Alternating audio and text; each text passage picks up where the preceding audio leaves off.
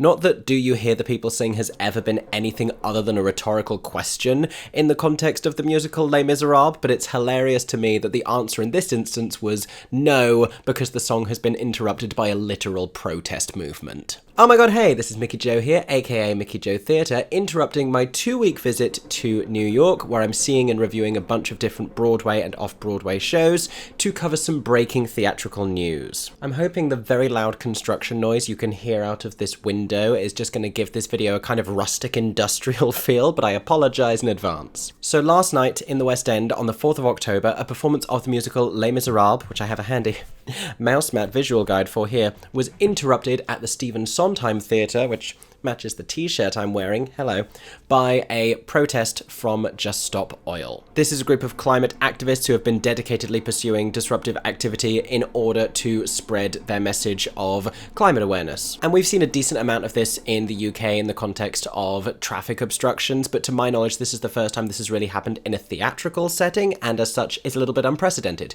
So in today's video I'm going to talk you through what happened, we're going to read through some statements from the relevant parties, and then we're going to talk about the key question that everyone has been subsequently debating: was this the right thing for them to do? I'm sure everyone is going to have an opinion on this. It is a super contentious and challenging topic with strong opinions on all sides. Feel free to weigh in the comment section down below. Let us know what you think about this. I would encourage you to hear what I have to say about it first, and also remember to engage with everyone else in the comment section respectfully. That being said, let's get started on today's breaking news video. If you enjoy this one, if you want to stay up to date with more theatrical news, as well as seeing the reviews that I share of shows that I go to see in the West End and on Broadway, make sure to subscribe to my theatre-themed YouTube channel, hit the buttons down below, and I'm sure I will have more news for you very soon. For now, let's talk about this one. So, I'm reading from the BBC News article, but it's been covered all across the internet. In fact, it's had a lot more coverage than a lot of theatrical news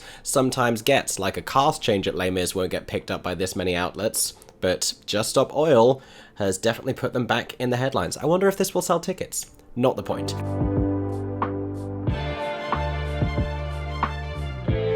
It says here, 5 Just Stop Oil protesters have been arrested after a performance of Les Misérables in London's West End was halted, and they remain in custody as police appeal for anyone with footage to get in touch. A video shared by the activist group, Just Stop Oil, showed its members storming each end of the Sondheim Theatre's stage and asking the audience to join the rebellion. I mean, it's topical. It's definitely topical. They chose an interesting show for it. I don't think there would have been as much metaphorical power and symmetry if they'd gone to, like, I don't know, Six, Tina. Audience members can be heard booing and telling the activists to get off, and I'm not surprised.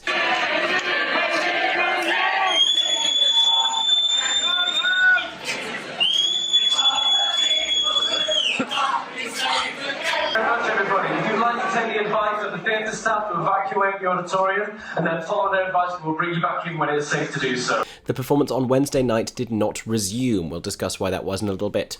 The Metropolitan Police later confirmed 5 people aged 28, 23, 22, 19 and 18 were arrested on suspicion of aggravated trespass. I mean, it's funny that that's the official wording of it. It's not a lot of suspicion about it. They stormed the stage. Audience members will be offered refunds or tickets for another performance. So there we go, right there. We already know those audience members get to come back to another performance. Admittedly, if anyone is travelling from afar, if anyone is visiting the country and doesn't have any more free evenings to go and see the show, that's potentially disappointing to them, so worth remembering that as well. Catherine Francoise, great name, from Buckinghamshire, was in the audience with a group of more than 30 people who she organises theatre trips for. She said she'd been sitting in the centre of the front row, great seat, and the protesters from Just Stop Oil were seated at either end of the second row. They paid a decent amount of money for those tickets, is what that means. Like, not to get sidetracked, but can we look up how much those tickets would be? Hold on. Just doing a brief little journalistic detour here, do not mind me. So this was a Wednesday night, if I look in the middle of November. Okay, so at the end of row B, those are £103 tickets, and there was 5 of them, so they've spent at least £500 on this entire enterprise before you factor in travel, and maybe they had a pre-show meal, I don't know. Maybe they bought merch, who's to say? Ms. Francoise said, "I could see out the corner of my eye something happening on the left. I noticed first, and I knew it wasn't part of the production." Sure, Les Mis is not immersive, though many other shows in the West End are. The cast was still going, good for them. The orchestra was still playing, and after about 15 seconds, somebody came on stage and moved the cast off. Meanwhile, security were on it trying to get the girls off that were on the left-hand side. Great job, security at Les Mis, doing their job. I thought they had stuck themselves to the floor, but it turns out they'd actually cable-tied themselves together and then padlocked themselves together and then padlocked that to part of the scenery.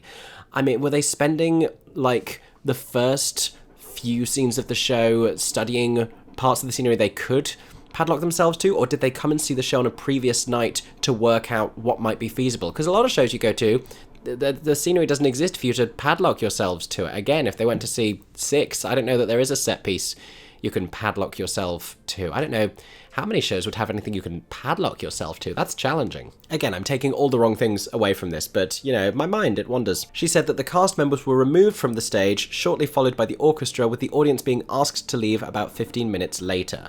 Interestingly, she notes here, the audience were definitely making far more noise than the protesters. So the stage invasion happened during a performance of Do You Hear the People Sing? I saw pictures and I wondered if it was One Day More, but it wasn't. It was Do You Hear the People Sing? So they definitely chose Les Mis for a reason, and they chose this particular song in this particular moment for a reason. It's a very powerful metaphor, honestly. The song is often described as being about a revolutionary call to action and has been used all over the world by protest movements, including during the 2019 Hong Kong demonstrations. So this is what happened. They went to go and see the show, they waited for their opportune moment, stormed the stage, locked themselves together, padlocked themselves to the stage, and interrupted the performance. I will talk about their aims and intentions with this. I just want to keep telling you what has actually happened. So Just Stop Oil acknowledged this on X, the social media platform formerly known as Twitter, saying that 4 people had locked themselves to the stage at the Sondheim Theatre. And they posted, Valjean steals bread to feed a starving child. They know what the show's about, that's good. Not everyone does. How long before we are all forced to steal? The post continued, the fossil fuel show can't go on. That's a nifty little metaphor there, isn't it? That's a fun little turn of phrase. Meanwhile, we have a statement from William Village, chief executive of Delfont Mackintosh Theatres, and he said safety protocols had to be followed and the audience were asked to leave the auditorium and the Met Police attended. Regrettably, there was insufficient time to enable us to complete the rest of the performance. I don't know what the curfew laws are in London, whether there's a specific time the show has to come down by. I do know they have child actors in the cast who wouldn't be able to perform after a certain time, as far as I know. That being said, they do have adult swings that can cover the child roles, so I don't imagine that was the straw that broke the camel's back, but I'm curious about what in particular motivated the decision that they wouldn't be able to go on. It sounds like the show was delayed for at least 15 minutes, probably longer. I don't know if they just held the audience outside, at which point they then, I guess, made the decision that there wasn't enough time to finish the show. It would have still been quite early in the evening because this is a scene in the first act that got interrupted, and Les Mis is a 2-hour 30+ show, probably closer to 2 hours 45. But in any case, the discretion to make that decision fully lies with the theatre. They also said, quite diplomatically I will say, whilst we recognise the importance of free expression, we must also respect our audience's right to enjoy the event for which they have paid. We'll discuss more on the moral implications of all of this later. In another video, Just Stop Oil member Hanan explained why she and the group had chosen to target the production. This is interesting. Les Mis is about the June Rebellion, where ordinary people stood up and organised themselves against a government that consistently showed no interest in their well-being, the 22-year-old student said. She went on to condemn Prime Minister Rishi Sunak for approving hundreds of gas and oil licenses, knowing the full consequences this will have on our climate and our society. On its website, Just Stop Oil says its ultimate aim is to demand that the UK government stop licensing all new oil, gas and coal projects. So let's talk a little bit more about the basic aims and intentions of Just Stop Oil. It wants the UK government to stop the production of fossil fuels in the UK, and the group, which is linked to Extinction Rebellion and Insulate Britain, came to attention in 2022 with protests including pitch invasions at Premier League matches. As always, sport comes before theatre. Even in climate activism, the arts consistently an afterthought. It has since blocked major roads and targeted various events including Test cricket at Lord's, the BBC Proms and the Chelsea Flower Show. Many of its protests involve orange paint, paper or powder, and much of its money comes from a US network called the Climate Emergency Fund. So that is basically an overview of what has happened here. Let's talk about the implications of this, whether I think it was a good idea, and my take on the whole situation.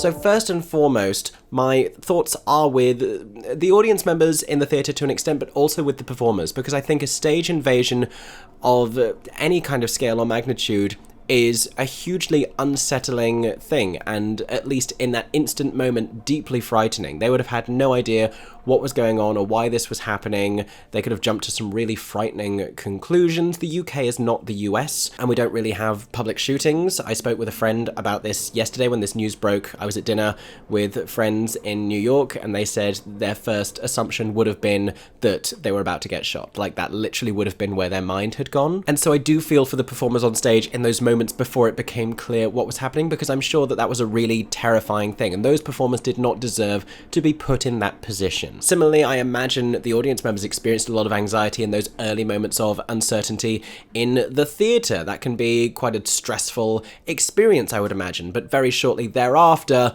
it would have been clear what was going on. And at that point of clarification, when they're brandishing their logo and just chaining themselves to the stage and just standing there and being like, other than the 128-year-old, basically, kids in their early 20s, late teenagers, at that point, you've got to imagine the whole thing starts to feel a lot less intimidating and then just becomes an inconvenience to the theatre goers. Now, we spoke before about tickets and refunds. I think it's great that the theatre are doing refunds and exchanges. I mean, they kind of have to in these circumstances. It would be really awful of them to not offer that. Yay that Les Mis are doing that. Delphont Mackintosh care about their audiences. Like I said before, this may not be beneficial to people who have travelled from a long way to go and see the show. We are in a cost of living crisis. Travel is expensive. Accommodation in London is expensive, even at this time of year. And tickets for the show are expensive. There may be families, groups who have invested a lot of money in going to have this experience that sadly was ruined for them on this particular evening. So I do feel for those individuals. However, and this may not be a popular opinion, I know for sure there's going to be a lot of people in this comment section